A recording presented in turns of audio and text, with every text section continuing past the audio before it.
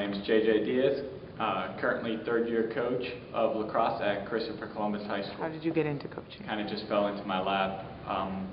Here in Miami, we play a lot of summer league lacrosse, and all the high school kids were back, and the whole summer, about 3 years ago, all the kids were out there bothering me week after week to come out and coach, and I really couldn't make the commitment on my own. So finally, after about 8 weeks of them bugging me, I convinced my old coach from my high school to come over and help me start the team at Christopher Columbus High School.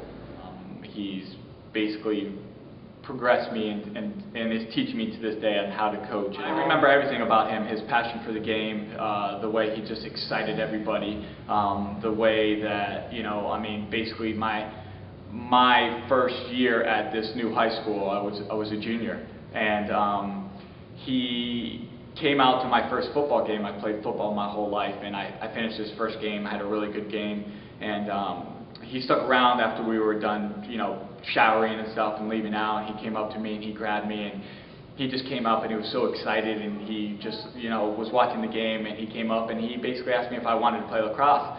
And I was so excited from him just coming up to me and like talking to me that I was like, yeah, sure, I'll play. But what is it? You know, I had no clue. And, you know, 6 months later I started playing, and I basically haven't put it down since. So that's really good. Yeah. What's really valuable, and I guess the reason why I coach, is seeing all the friendships and bonds that these players form with one another, and just knowing that some of my greatest friends now, 15 years later after I started playing, are some of the guys that I keep in touch with and continue to play with.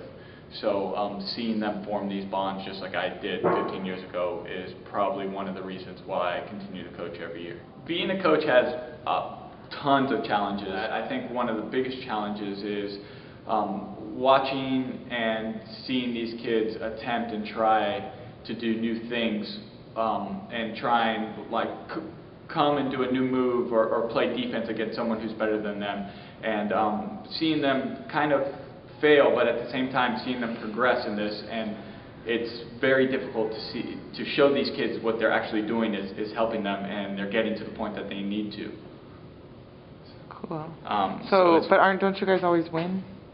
We do win a lot, but it's are you just throwing these questions out at me now? Yeah, it's surprising. It's not so much about the winning and losing. It's about just staying focused throughout the whole deal. You know, we've done well within our first 3 years, but it's all about the growth these kids want, you know, because you see it in their eyes, and they really want to grow, and they really want to excel in the sport. And sometimes they get down on themselves and don't really see that they're progressing nicely. Advice would be just to have a lot of patience.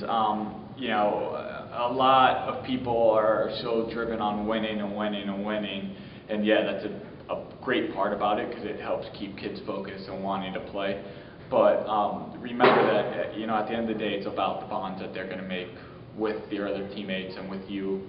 And it's just about having fun, and these kids just want to escape to forget everything, because at the end of the day there's so much pressure and stress about everything else in their life, went from school to parents to doing good to, at their age already, it's boyfriends and girlfriends, that you know, it's just an escape for them. So just for them to, you know, make sure you make it as fun as possible.